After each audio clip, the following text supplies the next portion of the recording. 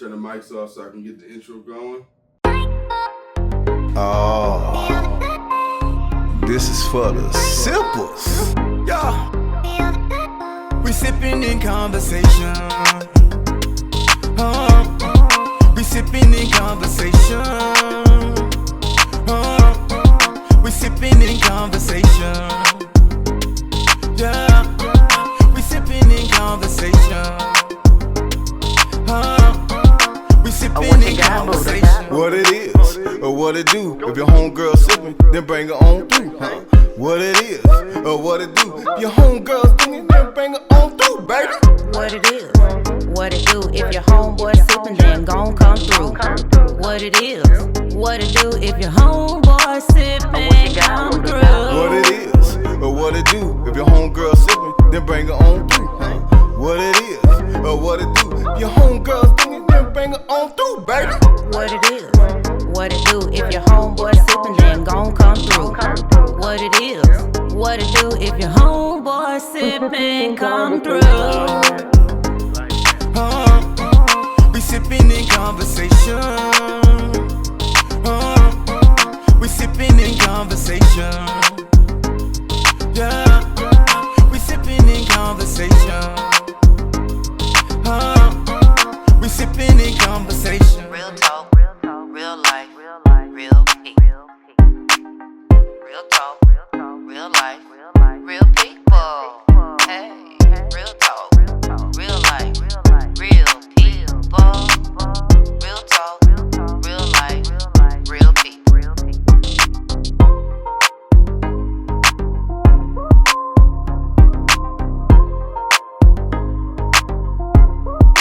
Buddha and Baby. What's good, Silpers? It's your girl, Baby, and over yonder way is Buddha. Coming to you yet again with another live rendition of Sippin and Conversations. Hey, say it with your chest, Buddha. Oh, I try to do it in my soft man voice. You ain't had to make your face change up with it. Dang, don't do me like that. I'm doing you like you just did me. I know. You better put some bass in your voice next time. What's good, Silpers? There you go. This your boy, Buddha. And over there, come on. Lovely. Baby. So, baby, what you sipping on? Well, today we're gonna have some vodka, and I have a hibiscus ginger beer. We're doing hibiscus, huh? Yeah, hibiscus. Hey, Cause boy, Tupac said it best. I ain't mad at you. I ain't mad at you. That's what I'm trying to tell you now. So Johnleefrom1983. What up with it? How everybody doing today? Talk to me nice, big dog. What you got going on? We got 20 seconds before we go live on YouTube. So I'm taking care of that, getting ready to turn the mics on. I see you guys is pre-gaming, saying hello to Facebook. It's nice to see you, Facebook, on this beautiful Sunday. We got 8 seconds, 7 seconds. Mics are live. We are getting ready to go. Buddha and Baby, let's go. What's good, Simples? This your boy Buddha, and over there Is the what? The lovely the lovely baby. Enchantress. Do it again. Oh, that's what you want? Do it again. All right. Rewind. Boom. What's good, Simples? This is your boy Buddha, and over there is the lovely Baby. and we coming to you live with another edition of Sippin and Conversations. Ooh. See? Why you made your He over face here this making time? it, he trying to make it all, you know what I'm saying? Like he forgot the lovely part. Like, dang, don't shout change my part. Okay. Well, where they do that at? Where they do that at? Living in America. Okay with me. Oh, Not man. on this good Sunday. This Okay. fine, Okay. beautiful Sunday. Right. Uh-huh. Well, ladies and gentlemen, without further ado, we have John Lee from 1983. What's up, everybody? I'm stuttering over here because I had a junior Baby Buddha special, and it was lovely I thought you was and very effective. Facts. It's only about the glass now. The only reason why I got a mason jar is because it's synonymous. Synonymous with Mr. Buddha. Uh-huh. And Buddha gets Touché. to participate in the adult activities. So Yay! I get a chance to sit with the sippers today. I ain't got to go to work tomorrow. Cheers to So Sippin' now I'm Wise. going to be on 10-10. Therefore, You think it was going on a little funky last week and the week before. Now I'm a little loose and oiled up. Now we finna make this thing work. So basically you saying you're gonna just let your hair down. I don't think I like that. He gonna let his hair down. I already let it down, but it's over with. You got a whole thing of Buddha special. You just say, I'm gonna let my hair down. I don't know if that's a good thing. Like the Oz brother said, let me down easy. Whenever you want to leave.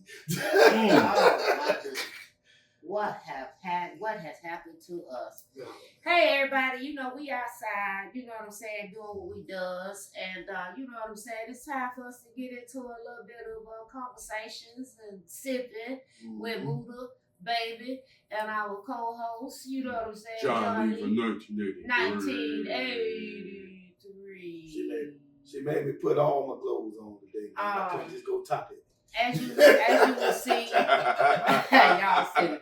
But as you will see, we are like putting things in motion, keeping it going, keeping the energy and the synergy flowing. You know what I'm talking about? It's a weekly improvement. And I'm not in a good headspace. Well, I lied. I wasn't in a good headspace, but you know what? Today is a great day to be great. Amen. There's a new day of opportunities and possibilities that are limitless. And only you can take the limits off. I did not tell myself that today, and I almost allowed my joy to be stolen from me. So, thank you to the Creator for bringing me back home, letting me know that this too shall pass. Oh, okay, just a little Sunday message, but it's about to get loose, as Buddha said. We left on our last week topic. We were, what were we talking about? Some good conversation. Well, we had... Dang, I almost forgot. We talked about narcissism. Oh, buzzwords. Yeah. Those things that that you ultimately are speaking on that you really shouldn't be saying. Like using words like boundaries and narcissism and what else we said? Gaslighting.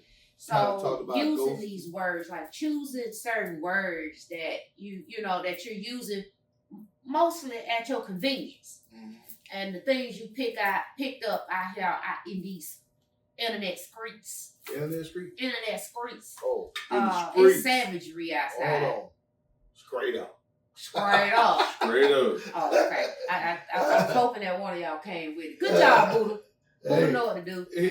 But so John Lee from 1983, he's our official engineer, so he's on and off camera. So when you don't hear him be connected, it ain't nothing personal. He's just doing the thing behind the scene. You know what I'm saying? The man on the ones and twos. That's what he do. So hey, listen, as this thing go to evolving and such, you know what I'm saying? He's your man, all right? He could be the man with the plan behind the scenes with the gangster lead. So baby, talk to me. So when you was talking about these words that you was talking about, these flash words that you're talking about, what was the first, out of the words, what was the first word that came to your mind? The gaslighting. So, have you ever gaslighted somebody? I'm pretty sure I have. Ooh. I'm pretty sure I've done and been a number of things. It's just now we're in a time where there's always a title for it. Everything gotta have a title for it. Oh, okay. Where it was just the art. I ain't say action. It was an art. You know what I'm saying? Because back in the days, you know, them 70s, when the pimps was out there, you know what I'm saying? Hey, I'm talking about the real pimps. Real ones. Okay. Back then. Alright? Well, he had them lined up. Yeah. Okay? And they was his steppers. they brought that money to him faithfully, and he protected them at all costs. Well, nobody gonna F with his steppers. And his top B, she was the one that kept the rest of them in line. Well, the top was the bottom, and the bottom was the top. You understand what I'm talking about? Oh. I ain't gonna do it. Y'all can see I tried my best to keep that one clean, but y'all know that. Y'all know that didn't even sound right. Hey. They ain't call it my top, bro. They called it my bottom. Bottom bitch. I'm just saying. He had his hoes out there and he put them hoes in line, but he made them feel so good. He was gaslighting them, letting them know ain't another man out there in this world. Not here. The world gonna treat you better than me, baby. Don't I take care of you? I keep food on your table, clothes on your back, money in your pocket. And then when she go to thinking, you know, the life that she came from, it actually was an upgrade, right? So that was gaslighting at its finest. Was it? Was it though? At its finest. No, it's not. Bruh. No, it ain't. Okay. Think about it now. Come on, what you got, Buddha? No, think about it now.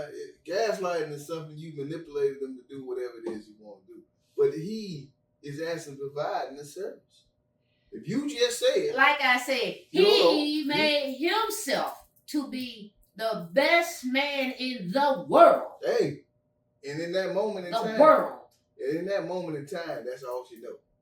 And on top of that, she's getting the amenities. Yeah, absolutely. So again, he was utilizing the resources that he was providing and things like that. But at the same time, he was using other tactics to make them feel like, yeah, you might have a point there. You're right. Because, you know, when I'm out here, it's the bartering being a chicken head for the $2. Boy. Hey, it's a bartering system. It wasn't no bartering a service for the $2. She was a $5 hoe. Now she getting all the coins. Hold on now. Brought her up. But we talking about the 70s now. You can get gas for 10 cents. So you know what $2 stop playing gas. You went all the way back there with that one. You went way back with cars first. Way back many years ago. Think about it now. Back in the early 90s, you can get gas for 99 cents. What you talking about? So you know it like 10 cents in the gas. But it wasn't 10. No. But anyway, that's all good. Fact check me, ladies and gentlemen. I mean, do it, but I don't think in the 70s it was 10 cents. But hey, I've been wrong before, and I know how to say my bad. What was gas like in the 70s? How much you paying? We were paying what you got, 15. engineer John Lee from 1983? Well, you know, I was just looking up the reverse though, because in 2016 we had gas for $1.73 per gallon. So that was the closest it's been in recent times, other than COVID when it was $1.99. But I asked the Buddha special, when was gas what? What was gas like in the 70s? In the 70s. How much you paying per gallon? All right. Let's see how close I was to that 10 cents. And our special guest chat said, in the 1970s, gas prices in the U.S. were very different compared to today. But it was also a crazy, unstable decade for gas. Okay. Gas was cheap. About 36 to 55 cents per gallon, depending on where you live. That was close. Adjusted for inflation, that's like $2.50 and $4 today. So they try to give a little perspective on it. 30 cents. They say it's like $2.50 and $4 today if you would look at the prices. Right, so it was like 30 cents. It was 36 to 55 cents. 36 to 50 cents. Mm-hmm. So you see how much you getting for $2?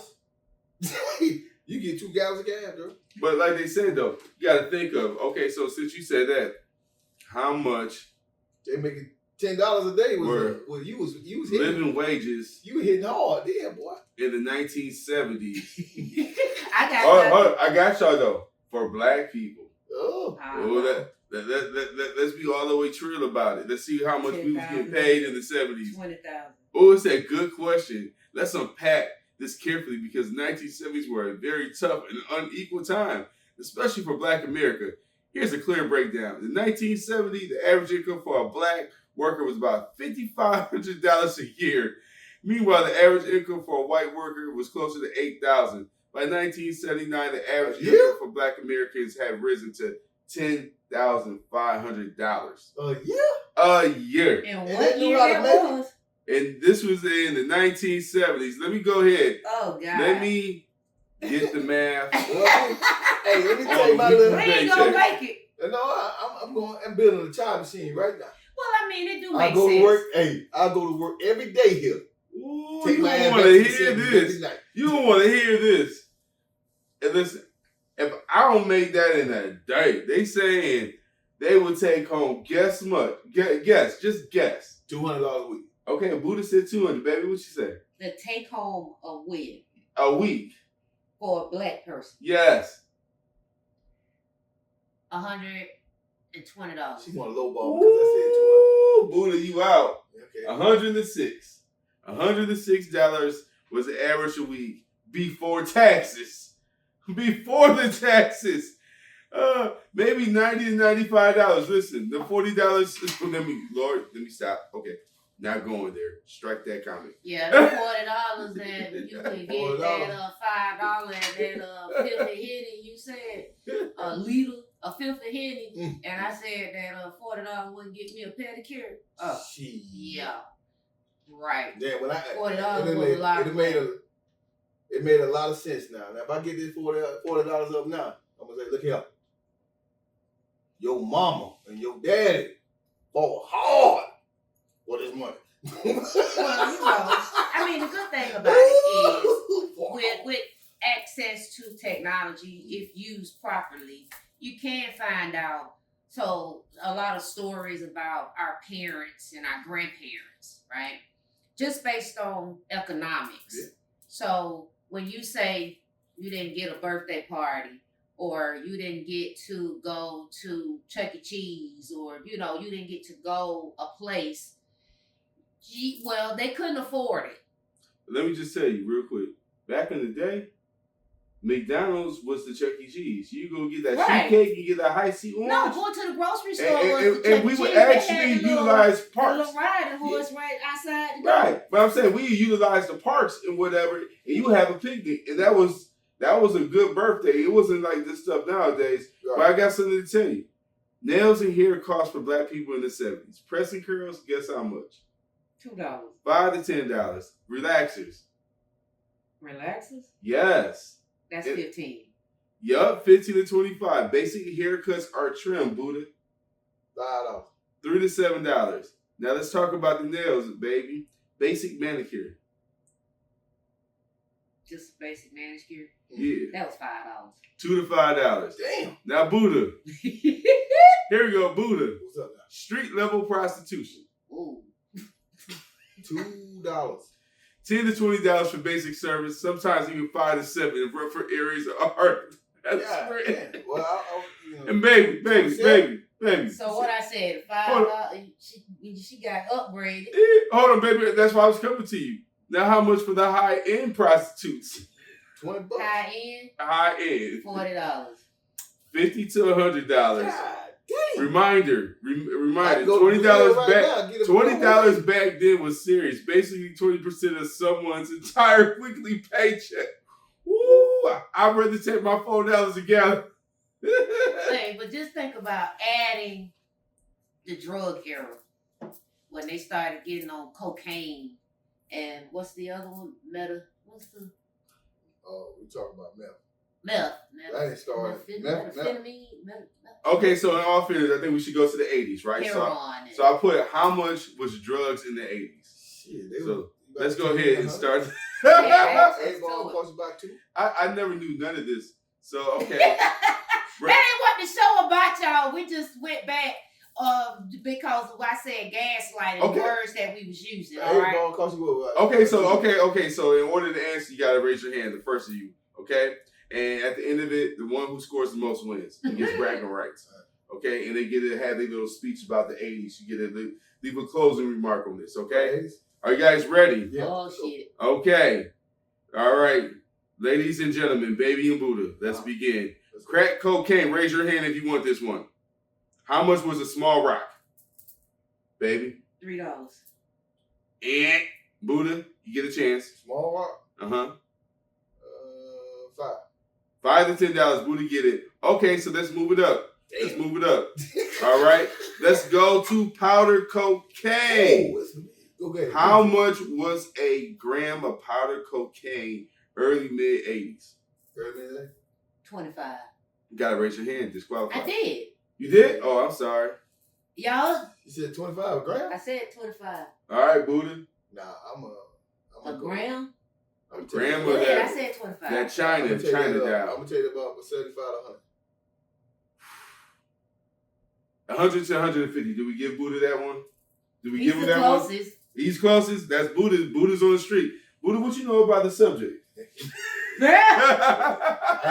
what I will say is, I didn't watch Snowfall. All right, let's get into the black household's favorite one. Okay. Baby, you get a point if you get in You there. better get What it. drug are we talking about? Marijuana. Left-handed cigarette. You got her first point. Marijuana. Buddha, how much? Oh man, let me take it back. Buddha and Baby, how much was it for a nickel bag back in the day? A nickel bag? Dime bag? I mean, Nick. I mean, it was face value. It was $5. And Buddha, Or Nick. Let's say 2. You said what? 2 to 4. $10 to $20. It was a gram. Usually a gram. I mean, that's pretty good back in the day. What year? You were selling a gram for $10. Oh, okay. So you should have just said a gram. Yeah. Jump. Well, we got it on Facebook. So if you go back and rewatch I just the heard Nick broadcast, bag No, you for said Nick. So I that's why I'm thought like, I it mean, was- that's face so I value. guess It's that's a $5. wrap. I mean, I can respect your But it's cool. competitiveness. No, I mean, I can respect his competitive. Nick, so you're going to get me for saying Nick, that nickel bag? No, when you said gram, like when you went gram of coke, I went all the way. I knew exactly what to do there. You see what I'm saying? Ladies and gentlemen, this is what happens when you deal with someone from South Florida. He just happens to be from South Florida. You know, like you said, a couple ounces. I mean, shit, man, come on, man. Back then, we dealt in bricks, ounces, pounds. All right, and so the last one. Hey. This one could be. Oh, my boy said the feds is It's That's like, I don't know. This is a show. This is for entertainment purposes only. I got the last one. Hold on. I'm glad you did that disclaimer. All right. Raise your hand. You want to answer the Bill Cosby special. How much were Quaaludes going for in the 80s? Oh, man. That was about like $30 a pill. And, baby. Oh, me, Quavo. $65. And $5 or $10. Buddha wins the match. He got 2. Baby got 1. Woo. Buddha, take us out of the segment with your closing remarks on the drugs and gas game. Hey, man, listen, man. Back in the 80s, man, everything was wide open. You know what I'm saying? There was a lot going on. People started coming out of the closets. AIDS was a new thing. We as kids thought we was better than that, and we started emancipating ourselves from our parents, right? So it was the beginning of a new revolution, you know, for laying the groundwork for where we are today. All the things we see on TV from the 70s and the 80s, right, are made possible by our imagination, right? We went from watching Back to the Future 2 and you seeing a hoverboard to now we actually riding that thing for real. You see what I'm talking about? Mm-hmm. You know what I'm saying? Generation X, man, they done a lot for where we are today. Right. I just want to go ahead for the record. In the 1970s, even though it was still taboo, that's when people started to really start coming out and waving their flag. Mm-hmm. Also, 81, 83, I was right on. That's when AIDS started to really hit the streets. I was right on. Straight up. You know, I will let y'all know, and I've never not gave recognition to this, but y'all do know, as Buddha as he is, he's extremely intelligent, right? Y'all gotta know this. Do not go toe to toe with him unless you're ready to go toe to toe with him. And I'd be like, hey, that's on you. That's you. Take care of that. Like, you know, I know my ministry. Okay. But if one of y'all can help him find a way to pick his shoes up, that would be great. Pick what shoes up? I don't know, since he remembered everything but that. Oh yeah, I got shoes in the spine. He got to leave something for me, I guess, to be in my ministry. Oh. What is your ministry then? Asshole. that was the face she just made. Asshole. I didn't even want to. I'm trying to stay politically correct. So the people in the bike. Yeah. All right, so boom. Glad we said that. I want to just let you know something real quick. Talk to me. Baby. I'm waiting for my MiFi to get to going. Mm-hmm. But the clinical or formal word for taking a shot at someone online, meaning insulting, mocking, or attacking them, is usually called cyberbullying or online harassment. We don't do that. If you feel offense, you can take her and put her in Facebook jail. This is the equivalent of sibling rivalries. Like siblings rivaling in their home. Sometimes the parents just let it self-correct. There's also defamation, slander, and trolling. You know what though? All jokes aside. That, what you just said, is where we're at now. You can't even say a word without getting sued, get reprimanded, people getting in their feelings. What happened to the thick skin we used to have back in the day, man? Because a lot of the parents, the Gen Xers, what happened is we had kids. Mm-hmm. And so because we might have actually endured the struggle, not me as in we, but I'm just saying we people, we endured a struggle or challenging times or wish I woulda, coulda, shoulda over the course of time because of our experiences and upbringings and choices we made over life. Mm.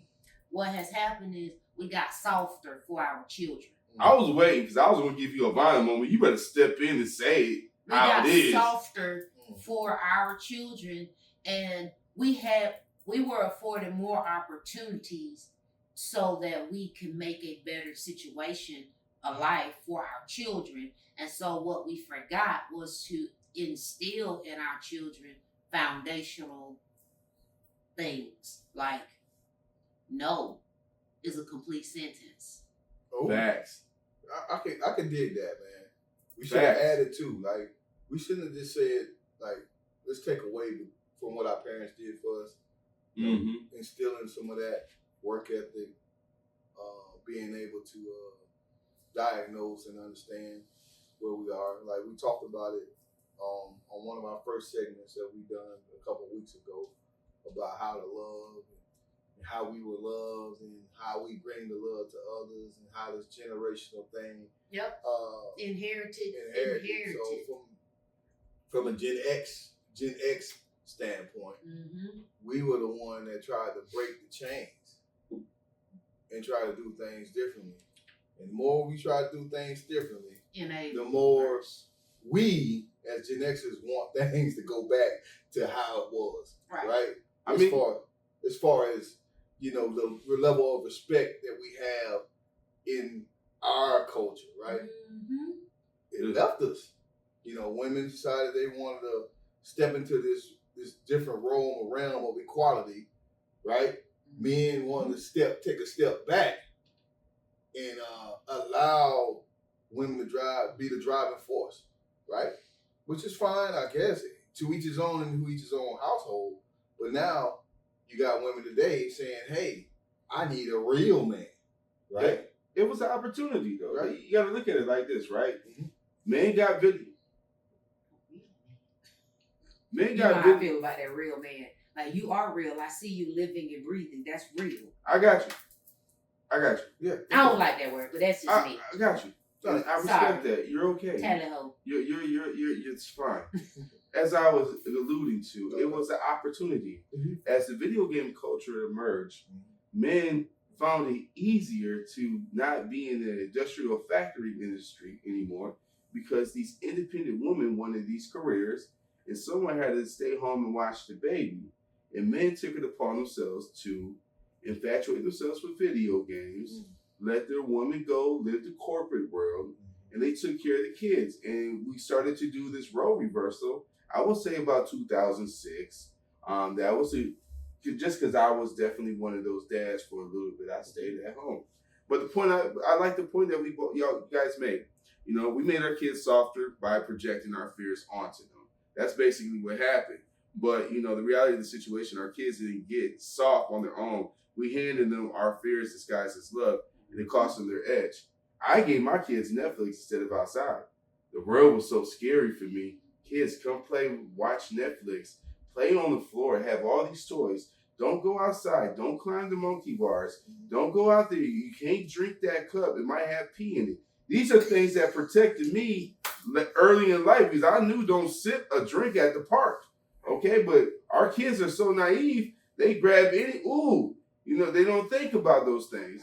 And it's just because we thought we were doing the right thing, which, I don't fault none of us for, but in hindsight, like you said, my no is a sentence, and get your butt out there and go play outside will teach you things versus stay in the backyard and be sheltered. And then when they finally get out there in the streets, they don't know what to do. They run around like a chicken with their head cut off because we done soften them up. And then all of a sudden, as they get ready to be 18 years old, we're like, all right, you got to get out the house. And they're like, I don't know what the freak to do because you've taken care of me. It's ridiculous.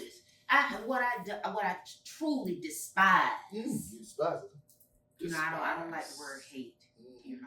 So strongly dislike despise is that ultimately with technology advancing and the world being more open to things, the door open for the creeps and the freaks. Ooh, you like them words. The creeps and the freaks. I brought it back. Yeah, you like them words. The creeps and the freaks. Like the creeps and the freaks was always out there. Obviously, there's history of the Jeffrey Dahmers and such, dating back to the 70s and such, right? So we know that these things existed, even when we were in our childhoods, right? However, we've lost touch with the village. And sadly, the reason why we had to lose touch with the villages because the village is what was infiltrating the trust. Oh. So we got to get back to some trust. We got to find it. Well, let's start in a special place, right? For our culture, right? The Black community. Let's get back to giving our children. Let's get back to giving our children the life skills, right? Yeah. We start as kids, learn how to make their beds, fold their clothes, stuff like that. Yes. Right? Then we need to take them outside, show them how to plant flowers,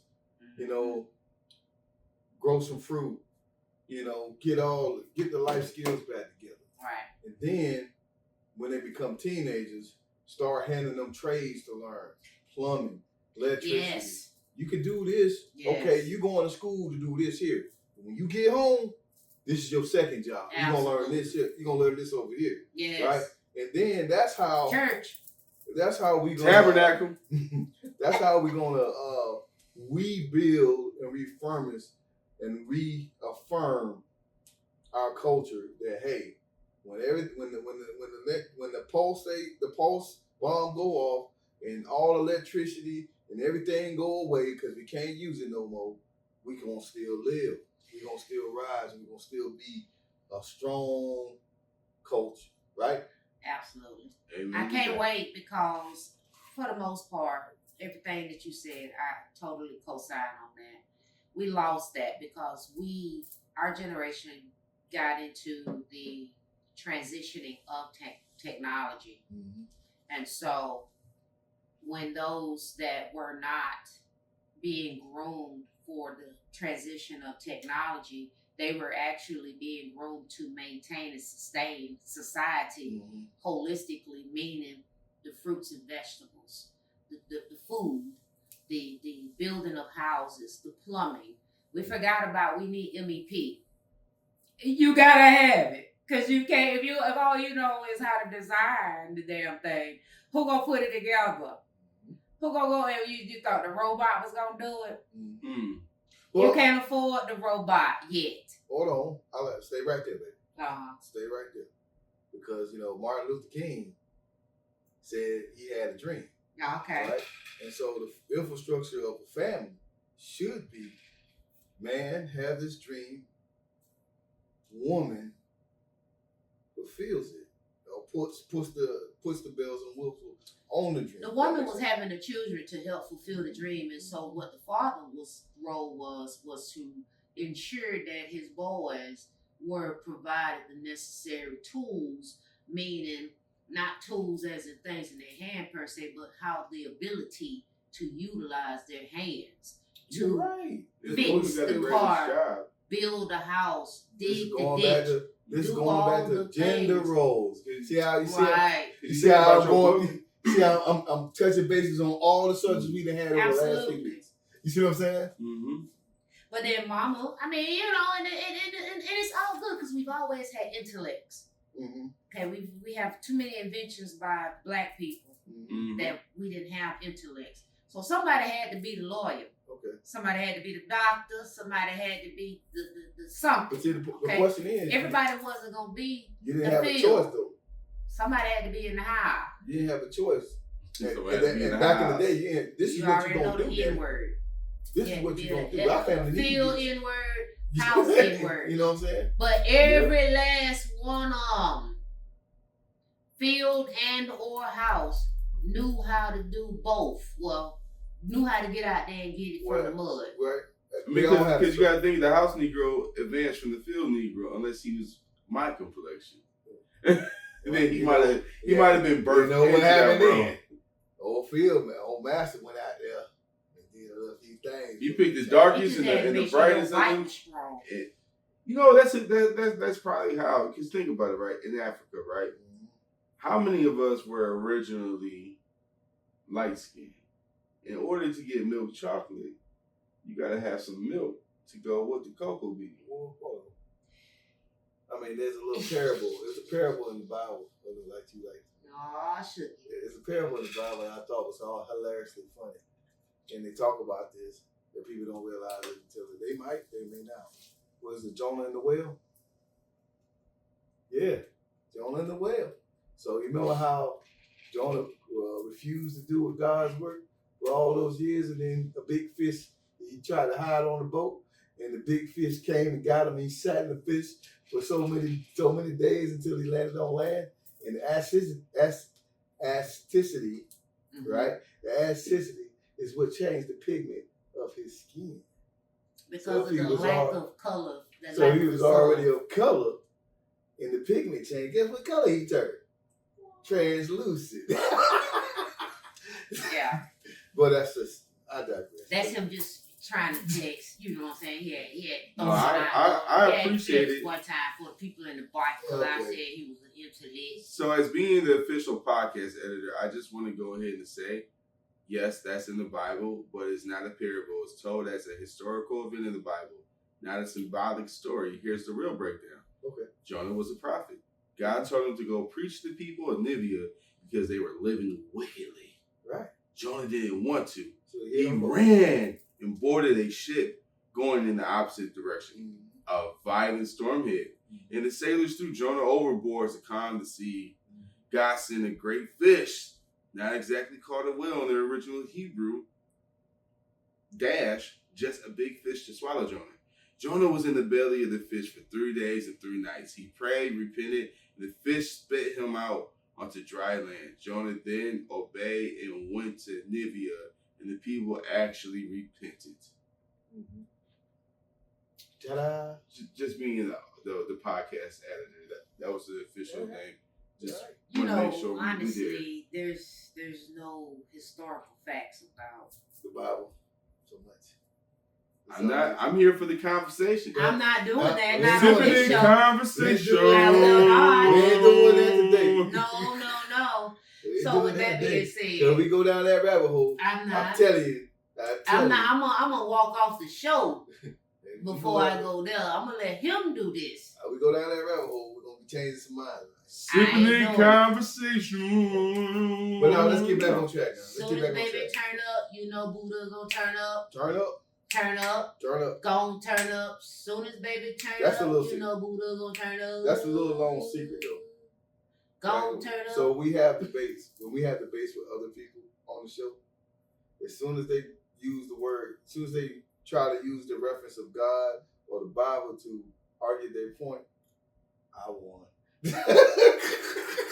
I don't want nobody to mistake that this man actually really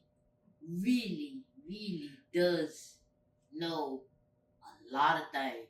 You could try him, please. I'm always intrigued to see what stumps him. You can try. But I'm 99, no, I'm gonna be fair.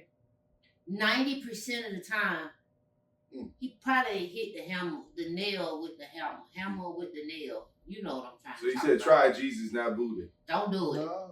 Don't do it. And I don't. Buddha. I can't stop him. Try Buddha, I not can't. Jesus. What they say? If you Try see, Jesus if over you with, see bro. me Facts. being attacked by the bell, help the bell. I know what Mystical said. Yeah. Help the bell. Don't do it. All right. So boom, All right, what we just talking like that. Code switching. about? Ooh, okay. Help the beer. It's a real cultural and street reference, mostly known from a famous phrase that went viral. If you ever see me fighting in the forest with a grizzly bear, help the beer. Help the Help the beer. Who was it, Mystical? Mystical's rapper made the phrase popular in the 2000 song. Danger! Been so long, he shouted, if you see me in the light, oh, hold on. I was trying to get my Mystical voice. If you see me fighting in the forest with a grizzly bear, help the bear. I told you. You know you gotta help the bear. All right. So we talking about code switching, right? Code switching. So Code switch. So I'm gonna ask this question about code. First of all, what is code switching? Anybody want to take that? In our personal opinion? Yeah. It's All right, going so first. boom. Code switching is essentially being in a situation, having your representative be there, and then go to where you came from, going into multiple. I just say go from environment to environment, but not necessarily always being your true authentic self. Break it down. Code switching is when you adjust how you speak, act, or present yourself depending on the audience or environment. It can be changing your accent, slang, body language, or even attitude to fit into a different group. It's usually not fake, it's survival, navigation, or strategy. Oh, okay. Code switching! So I'm gonna ask you this question. Anybody can take this on the code switching as. Is it considered effective communication? Yeah, I think me and you talked about this a few weeks ago. Effective? Effective. I mean, the information is the information. But you got to convey the message to the audience the way that the And audience is the going to ability receive it. to know how to speak specifically and address your audience would be a form of being effective. Right. If you can't reach your audience, Yeah. Then you what are we doing? Okay. right. So to give credence on the trending topic today of the week. Well, Episode. No, trending topic. I'm going to a trending topic that's happening Oh boy. right now. Oh wow. All right. The trending topic that's happening right now is Deion Sanders, Shiloh, and Shador Sanders, right? And the fact that Shador Sanders fell from a number 1 pick to a 5th round. He was rated over Cam Ward, Who was rated over Cam Ward, which was the and first he pick. got. So, if Deion Sanders would have code switched, understood what he needed to do and how he needed to portray it, he could have saved his son millions of dollars. But you got to look at it like this. Shador and Shiloh, they're nepotism babies. They're nepo babies. It's not a bad term. It's not a bad term. Ice Cube's son even said it, right? You got to think about it. Since the day they was born, they ain't had to worry about nothing. Well, you got to perform, especially when you're with athleticism and sing. Like there's some things. I don't care who your mammy is, who's your pappy. If you're not good at what you're doing, But you're not good at it's what deeper than that. So I'm just saying, you got to be able to run and catch a ball and do all the things. No, it's bigger Right. than that. It's bigger than that. You're Okay. right. But like you said, the first pick. Yeah. So Shador was Should've more been that. talented than him. But because Shador went to the combine and he said, y'all got all the tape. What did he do? He threw, right? it's like But he don't just know my he daddy. did one drill and he left the combine. Now see, they didn't like that because he went there on his own terms, because at the end of the day, he's already wealthy. He had money with his NIL deals and everything else, right? Yeah. If anyone can bounce back from being a 5th round pick, Yeah, it's him, because he's already taken care of. So why I say this? Oh, so he basically said, I'm Rick James, bitch. Yes, pretty Facts. much. Pretty much. So what I say, this is why I say code switching could have helped it differently, right? Okay. So yeah, he has the money. Yeah, he has all the tools. Okay. But you need to understand how to speak the language of people Yes. in this arena in order to get where you want to go. But he showed he can do that. Go ahead. Because if he would have did that, they wouldn't have tried to humble him. Make sure y'all drop down Understand the what- comments. Yeah. No, I On the understand what live. you're saying. Because understanding when to do it and knowing when to use it is two different things. Right. Now, I'm not taking anything away from Dion, Mm-hmm. because you're going to do what you can do for your children, period, Mm-hmm. right? Okay. But in that same aspect, you still got to teach them certain things. Like, you don't want to shield Were them. they taught, or did they just not Listen. execute what they were taught? Listen, Because but we do all I'm that. gonna say, is, from a parental sense, you don't want your kid to go through the things that you went through. You know Correct. what I'm saying? Mm-hmm. And so, going back to an episode that we talked about before, are we helping or hindering our children by how we raise them today? Like, are we going to slap them on the head and say, hey, this is that? So yeah, we got all this money, right? We're going to do all the great things. You don't have to really worry about the things that I have to worry.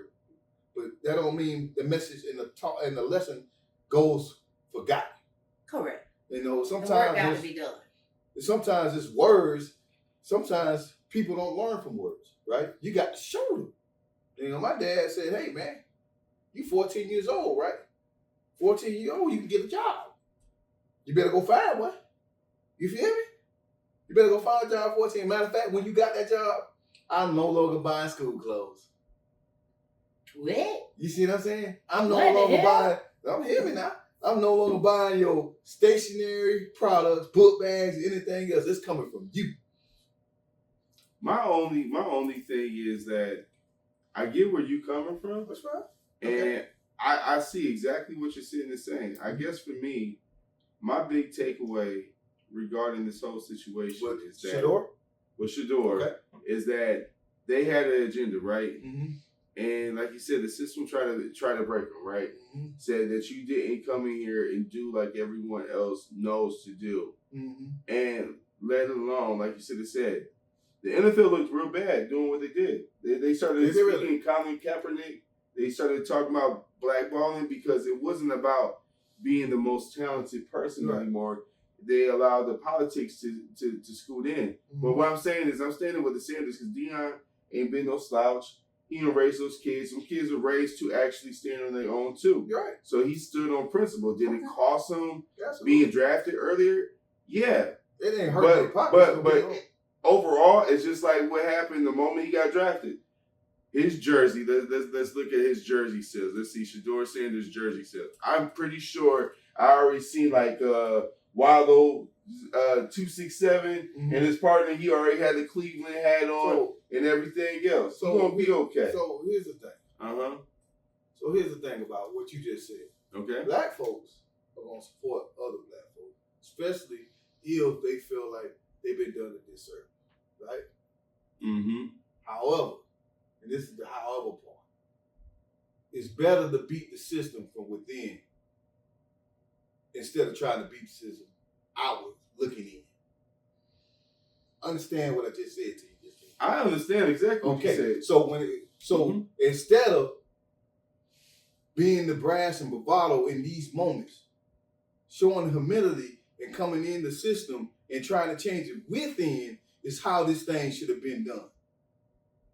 But why are you saying that? What was wrong with what Deion did? See, it sounds I'm like not saying no. Hold on, just hear me. It sounds like it's your personal opinion about the situation, but we weren't inside the room. It was their decision, and they went about and executed their game plan. Okay. You're just looking at it because he didn't get the position that he was supposed to get because he should have been a first round. He should have been at least the number 3 pick. So go ahead. I'm answering this question. So as a father, yeah, knowing how good your child is, watching your child, knowing your child, watching your child disappointed because he didn't get what you know he deserved. So as a father, that's gonna kill me. Wait, well, pause. That's gonna hurt me more than hurt him. Now, are we talking about getting what your child deserved, should have gotten compared to the pool? No, based on not all the great players in the world. I'm talking about the pool that based on what playing against. Based on the talent that was out there. But that's what I'm saying, the pool. Based on the talent that was out there to be drafted. Bar none, Shador was one of the top 10 players of the draft, not to be drafted at 144. Well, so what I'm saying to you is, sometimes your child need to learn a lesson as well. Listen, that lesson. You still good. Listen, that lesson. You just ain't gonna always have number 1 position. And I'm saying from a parental point to watch my son or my parent. So how would you talk to your child? I'm not going to talk about watch my kid go through that type of humiliation. I'm going to tell you right now as a parent, that hurt me more than it hurt him. I know. You see what I'm saying? And you know why that happened, and I would have felt because like, they penalizing him off of his daddy. Correct. So I'm saying, do better, parents. So what? Because he come back to bite your churn. So what I'm saying is, not to take anything away from Deion, but we got to be smarter, man, in these situations. It's the root cause. It ain't that there's an issue with these little meticulous little details. There was a root cause. There was something that was on the surface, and the truth of the matter remains. Be your fault. Yes, the daddy, Deion Sanders, I don't know, but based on this story that y'all just painted and told me, what my analysis is, Deion Sanders could have done a better job in the way he was out there. Now, as far as training his children and the boys and all the things, clearly their numbers speak for themselves. Obviously, that's information that By the you can way, research. Hold on. Pause. By the way, shouts out to my football team. Tampa Bay Buccaneers. Because they picked up Shiloh. Yeah, and Shiloh was a great pickup. Sanders.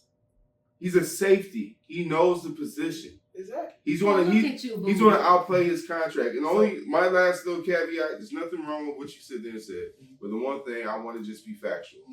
None of us were in the room. Exactly. Right? They came up with a game plan and they took the chance. Have you ever went against the grain and did something knowing that you were going to potentially face backlash? Have I done that? Yes. Absolutely.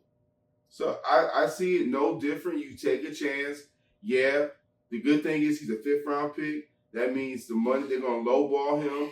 He's going to get the deals. And if he outplays that contract, because it's just like Cleveland said, Cleveland did the silliest thing ever. They picked up a quarterback in the 2nd round? Ohio? No, they picked him up in the same round. I know they picked up a quarterback before Shador, and then they draft Shador because then you got to look at it. He is the best player on the board for 5 rounds. And there's no reason that he wasn't picked other than the fact that they were trying to teach his family a lesson. And no knock to the Florida native. No knock to the Florida quarterback. So y'all don't understand. Dylan Gabriel, he came out of UCF. What we ain't gonna do for the remainder of this show is make this about football. I got you. Let's just make sure we understand the analogy of it all. Right. So from a perspective of. So I'm talking about. So we bring it back to what we talking about. We're talking about code switching. Code switching. And so what I'm saying is to answer your question. I'm outnumbered with 2 million. To answer your question, Johnleefrom1983. All right. Yeah, you're right. They had a game plan, and they executed their game plan. The But game it's a plan difference. shouldn't have been when. But When it's a should the difference. game plan have been put in It's a difference. progress? It's a When difference. should the game plan have been put in progress? Baby in the sports, she said she's tired of the sports. No. When? Can I finish my statement, baby? Please and thank you. We're gonna be respectful. All right. So what I'm saying is, they had a game plan. For you and me, and we have a game plan, is only separate. It's only for us, affecting us, right? Mm-hmm. Their game plan affected the way us as black people view the world, right? When you at a magnitude of where Dion is at, it's never going to be about you, and it's never going to be about your child. As much as you try to allow it to be that way, you are a public figure, a celebrity who You millions represent of the people, culture at that point in time. millions of people are looking, watching, and hoping that you succeed. So you can't just think about what's yours. You can't think about the few. You got to think about the many in that situation. Which is why But why- I said, but why are when you should the game plan be executed? When you make it. Mm-hmm. I was going to sit there and say, because you put a lot of pressure on Dion for a decision that wasn't yours to be made. Hey, I'm putting a lot. Hey, listen. For the culture. Heavy, But- where's the crime? We can't. I don't speak for the culture. Heavy, You don't where's the speak crime? for the culture. No. And you definitely don't speak for the culture. That's We true, speak Abby. for ourselves. I That's speak what for do that. myself. Even though we talk to the I culture. speak for the culture. I speak for myself. And I I speak for the pray, culture. Heavy, that- where the crime? well, I got to wear the crown. That's it. Right? So what ultimately, while I'm outside, when I'm at work, because I had to get to a point. I did the code switching. Mm-hmm. All right. I did all the things because we got to evolve over time. Mm-hmm. That's right. Right? Yeah. You don't know the things. You don't know all the stuff. Right. So you got to learn. Right. So that as you're learning and you're evolving, your confidence go up. You can with a surety know that when I walk into a room, I know what I'm talking about. Okay. Do I know everything to the T? It depends on the subject. But I'm not going to speak on the things that I don't know. However, here's the level of confidence that I do have as well. When I walk in a room and I may not know something, I tell you what, give me by the end of the week or give me by the end of the day. I may not know the exact specifics for a question being presented to me, but for the most part, I can communicate that. I can articulate that. Why? Because I already did my homework so that I know my audience, which is what we do when you're not necessarily code switching, but you are code switching. That's the term we use these days, right? I'm not going to change. I used to change my accent, but I found that as I evolved that I'm a more cleaner version of myself, but I've gotten now in my season years, that what I'm not going to do is not be myself. So, when do you say code switching becomes the most effective? In my opinion. When does it become the most effective? You My just really, opinion, you you just get really back did to an your alley hoop and threw it up to yourself to dunk the ball. That's right. I did a Tracy McGrady.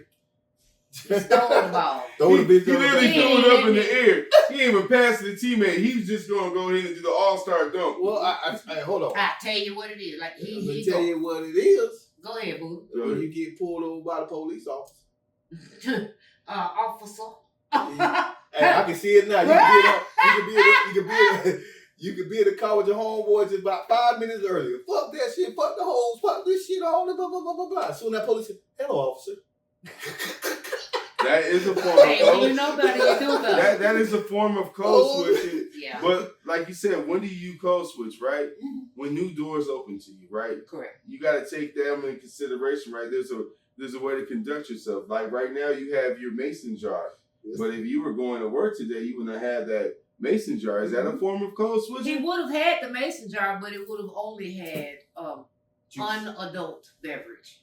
It would have been like a vegan. My point it would is, have been a vegan beverage. because you're going into the facility that you work at, you're going to code switch because you would have enjoyed change the the drink. environment. You're going to change. Yeah. Okay. I think it's necessary as we walk in life and we want opportunities, because if you're just going to be that, I'm going to rather be the NIGGA. Hey. Well, hey, listen. Hey. I mean, but you still won. I mean, at the end of the day, you are, but I'm just saying. That's what you Jay-Z say. Like you should have said, you could be, Ooh, you I could caught be the that. field, you could be the field, or you could be the house. Either or. What Right. do you want out of the situation? Okay. Right. So What is next you question, get and I ain't more gonna add it. honey. You get more flies with honey. Yes. Do you do? Then you do so, what. I'm gonna throw this out here, and I ain't gonna catch myself. I'm gonna wait on y'all to answer. Tap it Thank home. you. When does code switching become disrespectful? When you're white and you go into a black person's barbecue, you say the N-word. That's a would be- I violation. don't necessarily top of the say list. N-word per se, but just not if you are. I'm like using that. That's perfect, top notch. But I don't necessarily say saying the N-word. If you're white or if you're black and you're not in the environment that's conducive of your race, be that. You just don't have to be overt with it. dramatic about the shit. Okay? Just everybody in the goddamn room know you black. I don't care if you light skin, brown skin, chocolate, or whatever. Black is damn it black. Okay. If aphrodisiac was a color, what color would it be? I'm thinking of purple. Mirage. Aphrodisiac? Yeah, if it was a color. It would definitely be a mirage of like blue and purple. It still has some of our space. hue. It would be a hue that. It's like a You see raspberry So- black mocha. Yeah, I that think- was crazy. You saw my I think hands. it'd be like this color. I can see it. I can see it. Aphrodisiac? Yeah, I It'd think be like aphrodisiac gonna be the new color. You guys heard it from Johnleefrom1983. Y'all start saying aphrodisiac. Just give me credit for that. It'd be like a I color. got that of- aphrodisiac That's a color. swag. That's the color. Yeah, Color yeah. of the It's a morphing the color color. of the month. It'd be chocolate. It could be this. It'd be like a Something smoke. It that's could be an orange, definitely orange yellowish, hitting like the a smoke pricks fire, on a fire orange. It'd be one of those mixed colors because you want It's to be definitely mixed. It'd be like Smoothing. I got you on that. Yeah. So back to what you were saying about Being what you were saying. disrespectful though. So like Code what switching. if they grew up in the hood all their life? Because you know this one. I mean, they're there. I So, think if All they, of them. if Very they, last one of and them. so if they grew up in the hood all their life, this is all they know, yeah. and they start talking that black talk. But they're not talking black talk. They talking because they from the environment they from. And you Okay. know that. You know It's a the big difference. difference. So this is so everyone on the Facebook, so you guys understand. There's a difference between being white Wow. and being from Wow. the hood. Because most of the people who is white and from the hood, they light skin. Okay. They light skin. So Yeah. they already accept it. They done been First off- outside. They first was off- outside. First of all, if we open up the door and Mike inside the house and he got a fade and the do-rag on, ain't nobody questioning because that's Mike being Mike. He don't always have face, he don't always like black women ate chicken. That's what it is. It's when you come from the burbs and you doing that Jamie Kennedy experience and you trying to fit in somewhere that you don't belong. That's the problem. That's the problem. That's Some- the issue. So I'm asking That's the questions. disrespect. I'm it's story time. So I'm asking a question. Have any one of you guys been in a racial relationship? No. I like does like high school count, junior high? No. Okay, so no, like No. I think as a black man, I think I had two Men more. situations with a woman outside my culture. Sweat. I got you. I have. Uncooked chicken. I have. And so here's where it got disrespectful. All right. She was cool. Hood from the streets, white girl. Let me make sure he don't say the wrong thing. Look You at already him when said he talk. she said hood and from the streets, right? I'm listening. She was from the streets. And so we got into a little altercation where the police was called. And it was in the first time of my life that this white girl Code switch. became white. I don't know, officer. Bitch. I don't know, officers. I don't know why he's here. You know, I was just trying to get my kids, and we live together. Well, here's what the sisters would have told you. So, well, you shouldn't have been in that situation in the first place. First of all, hold on. That's all right. There's two ways this was, because I code switched too. She code switched, then I code switched. I said, well, hello, officer. You know, I just really was kind of here to get my clothes. I caught her in the bed with some other dude. And I didn't really like how everything was going. So if you can help me get my clothes out of this, my car is about 2 or 3 blocks down the road. Just take me to my car. And you know what the officer said? You know, out of the two of you guys, you're the less aggressive. So I'm going to believe you more than I believe her. Mm-hmm. And so, wow. And so, I guess my code switched and actually won that time. You good at that. You do D&D. So no, I understand. I had to do that one a couple times where you had to have an officer help you get your stuff out your place because you don't want no more altercations. But I want to sit there and say this. Reverend May said this week in accordance to Uncle Shannon. I just want to let you know, no more snow bunnies. That's all I got to say. Listen, I don't care. Listen, no, not right. But the thing about people dating outside of race and what's associated with it is like, you know, well, if you black and you are of influence, you got money, you need to get you a Caucasian woman. And the thing is, what makes a Caucasian woman better than a black woman? Just because you don't have to tolerate on the front end, a black woman is going to tell you how they feel. They're going to share it with you. There might be loud. It might be a couple things. But they got your back because in these situations, Jonathan Majors, I'm not saying that he didn't do things that contribute to it. Shannon Sharp, boy, you like you said, we talked about it last week, 50 and 19. Brother, that don't make sense on any type of scale. There's nothing, if you're 50 and you're dealing with someone 31 years, that's some scary stuff. That's that Jerry Anderson, allegedly, and Woody Allen stuff where they go and get these young women like that. That's just, to me, that's rocking the cookie jar too hard. Well, I will say, you know, I'm just gonna be perfectly honest. You gotta go out there and experience life, all the way, experience all the way, because you really don't know where a person's coming from until you've been in their shoes or been around their shoes. Make sense?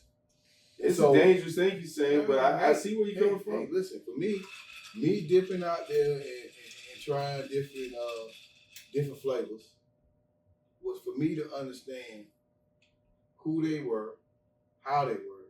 So in my now, I can appreciate them now. But that's you get to the root cause. You had to take care of you. You needed that experience. Not everyone needs that. Well, listen. Now I'm about to get raunchy now. Go ahead. Listen. When I listened back in the 90s, when they said that Asian coochie was sideways, I had to go find out for myself. Mm-hmm. Whether they were right or wrong, they wasn't. What? But I had to go see it. Understood. You know, no differently, man. That's why I say you got to experience life. Because if this is all you know, you really thought it was the way a smile is. He really just said, in order to know yourself, you have to try many coochies out. Because you cannot relate. You got to be a relatable source in order to have some real credibility in how you talk to people about certain things. So let me drop a gem on you real quick. Michael B. Jordan says that you should start saving early on as soon as you get a job. Yeah, so that as you advance in life, you can retire comfortable and not have to work into the dog days of summer. Agreed. A lot of people don't do that, though. You're right. But that's practical wisdom, right? We've always been taught that. But it's just like your situation where you're saying, hey, that there's disorders that start with that, right? Because the grass is greener. You won't know what you have because you're always looking for the next thing that might be more relatable, might be more your speed. And before you know it, you had everything but love. You had a lot of stroking. Mm-hmm. You know how to perform, but do you know how to love? Well, here's the thing about love, right? What is love? Baby, don't hurt me. Here's Don't the thing hurt about me. love, right? No more. If you don't understand there's many different ways to love a person because you set in on one thing and loving one person a one way, when that one way of loving somebody no longer exists, and that's all you know, when you get to somebody else, it's going to be a difficult transition. I'm not saying you don't. So what I'm for me, like my mother always told me, go experience life. Now she didn't know how fast my mind was gonna take that. You know what I'm saying? Right. She didn't know I was gonna be out there. You know what I'm saying? That's what you interpreted. No, seriously, I had a similar story, and I had a similar upbringing where it was like, I had a loved one saying, "Listen, the same thing. Go experience life. Mm-hmm. You experience life. You go out here. You got all these things." And then I looked back at myself and said, "I'm high mileage." Yeah, you're right. But guess what? I need a tune up. So I mean, I'm gonna ask. I mean, what was it, Dr. Umar? Who? Yeah. I'm gonna ask him. Has he ever in his life touched the white woman? Ever? If he can get to school, maybe. No. I'm saying ever in his life. I'm not talking about where he's at now. I'm talking about where he was when he was a child or a teenager. If he ever has, because again, you truly don't know until you've been there. I've been there, so I can truly say that the craziest woman I've ever dealt with in my life had to be the other side of the dark. You know what I'm saying? So to bring back, kind of tie everything up, Mm-hmm. code switching. Mm-hmm. Has it become the faking it till we make it? Mm-hmm. Or is it really a tool that's used to get in said door so that you can have more opportunities and possibilities that are limitless? Yep. What do you all think for our audience on Facebook and all of our social media platforms, for the people in the bike? Right. Let that marinate in your Shandala, because ultimately there's absolutely nothing wrong with being an educated intellect. Okay? Nothing whatsoever. But don't forget, you used to pee in the bed. Yeah. Okay? And you peed in the bed a long time. Well, Your mama just made sure your bed and all the things was cleaned up. But you was 10 years old, still pissing in the bed type situation. Did all they right? call you pissy? Nobody knew you was pissy, but you and your TT. mama. She kept that between you and her. She like, However, just understand that that's where you came from. And there's nothing wrong with growing up. You grew up. You don't pee in the bed no more. However, you used to. Okay. We sent you. Somebody sent you. You know. And code switching is nothing wrong with it. It's necessary. It is essential in so many situations. It's like trying out new cookies in the You cookie got jar. to try it. Get the bag. Yes, sir. But you also know it's exhausting. Because all day you go, but you chose the career, you chose the profession in which that afforded you to have to code switch. So, but let's not mistake code switching for just being educated. Right. I agree. Or being an intellect. I agree. Let's go there. Because there is a difference. So I feel like as a culture, right, on the heels of what we just witnessed, that we're not going to talk about, but we're going to talk about Deion Sanders. We ain't.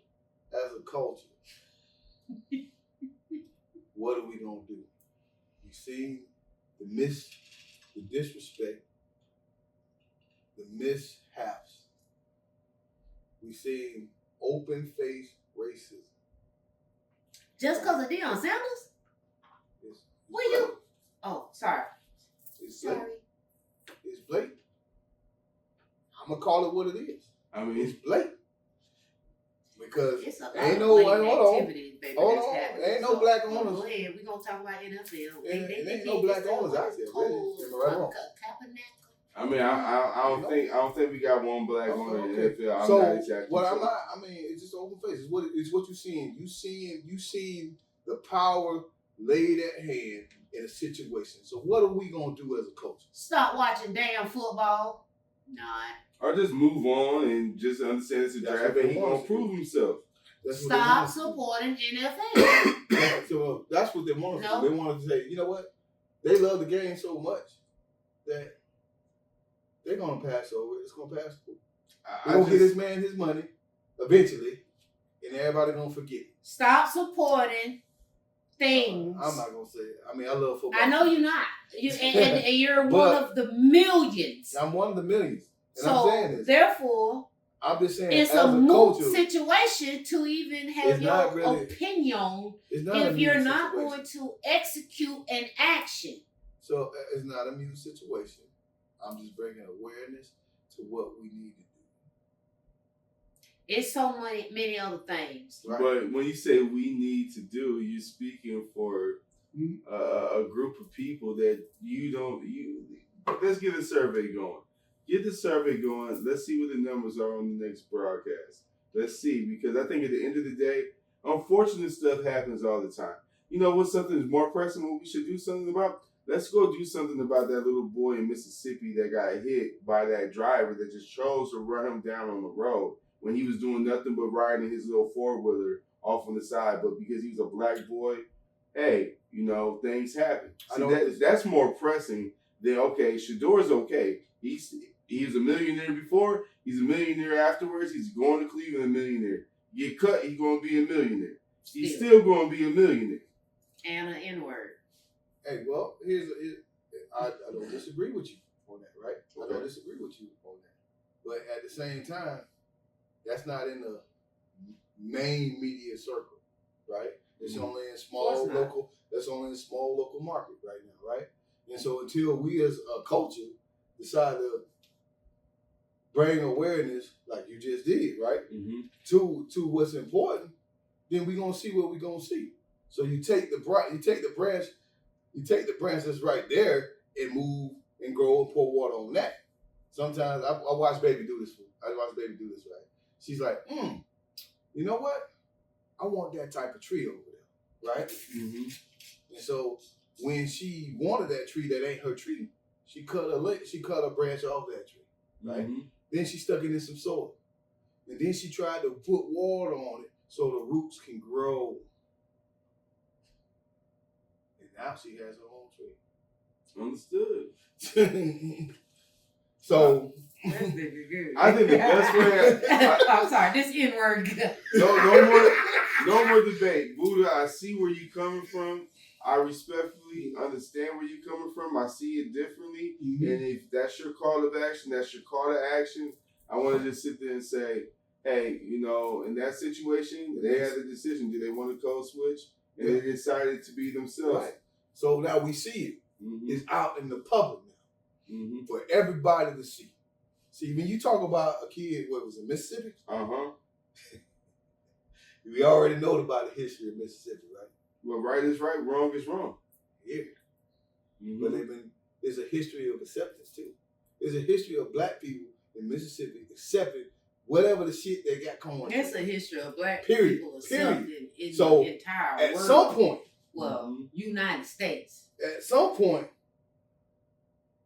Oklahoma, Missouri, Arkansas, Florida, Georgia, Alabama, South Carolina, California. There's 50 other states out there of black people need to stand with Mississippi. But the funny thing, what you're saying, it's called Lincoln View, Ohio. They just had the KKK, the neo-Nazis coming there. What?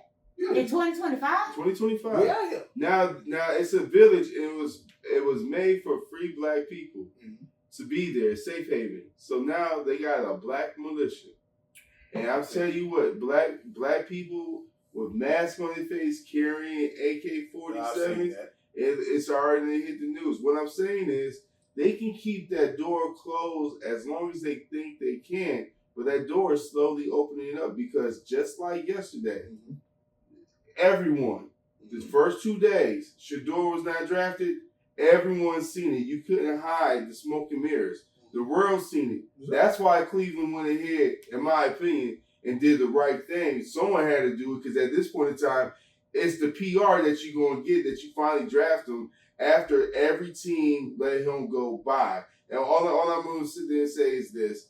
What was done in the dark was brought to the light, and the world's seen it. And like you sit there and said, do you want to keep that reoccurring theme? It's just like the Oscars so white.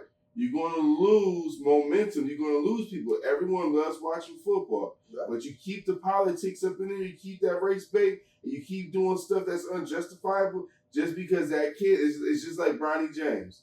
Like, they would have loved to have shunned the door on Bronny. They wanted to come for him after the first couple games and say a whole lot of something. When that boy put 17 points on Milwaukee, they calmed down a little bit. When he put 39 in the G League, they shut up finally. Yeah. You got to, So he's going to perform. He's going to perform. He has to perform. It's not a half. He's going to. I'm just saying he has to. Period. My belief in Deion, Shador, and what he's done to prepare his son to face adversity, I believe in that 110%. And I believe Shador is going to do all he needs to do to back. That is not the point of this entire Yeah, we were supposed to be closing a while ago. I understand this. But understand, this is clickbait. This is a trending topic. I understand. And this is real life. You ain't had to say that. Real talk. Real people. It is. All right. And so I respect. So Deion, if you're watching, I respect everything you do. My heart goes out to you and your family. And I just want us as a culture to figure out how to allow the powers that be to understand that this is not going to go unnoticed. That's what I want. We need to stand in the paint because that's our only problem in life is us as black people will not come together. And all the saints say, we're not. Okay. We are entitled. We feel like everything needs to be handed to us. But when you look at other races, they work hard for each other to get where they going. If one rich, they all gonna be rich. The truth remains as a people, as a culture. Until we get that fact right there. Bring back until we get there. Until we get there. Right now. we get there. You know, we always gonna be at the bottom. Progress is in progress. You know, somewhere, somehow, even just taking the elephant and eating the elephant one bite at a time. So today's episode was about code switching and the impacts in our everyday lives, how you use it or abuse it. Is it a tool? Is it an opportunity? Is it a possibility that is limitless, right?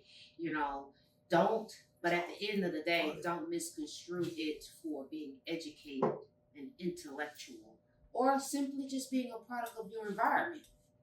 Because your parents chose to allow for you to go to better schools, or they actually took the time to get you a tutor or spend the time with you or your siblings and such so that you are able to articulate your words, or they allowed you to be expressive, things of that nature, right? There's no mistaking that is who you are. And that's what you know. You cannot help that you were raised in the suburbs or you was raised in the hood to have a suburban mentality. You cannot help that. That's your environment. You cannot help that someone else's environment was not of equal, right? Mm-hmm. So code switching can be essential. Yeah. And as we heard earlier, ultimately it is knowing your environment, knowing your audience, right, and adapting accordingly. Right. But be mindful that, and these are my closing words, be mindful that when you are adjusting and adapting and you're doing the things that you do, that you don't lose sight of who you are. Boy, I tell you. That's all. Bars. From Baby. Yeah. I mean, so if I have any closing remarks, I've been on my high horse the whole time. So I'll be quite brief, and I'm probably gonna echo her sentiments. Baby sentiments. All right. Code switching is necessary, but the difference is don't ever forget who you are when you came. That's all I got. John Lee from 1983. Nothing else to add. That's it. That's all. And we're out. Skraitup!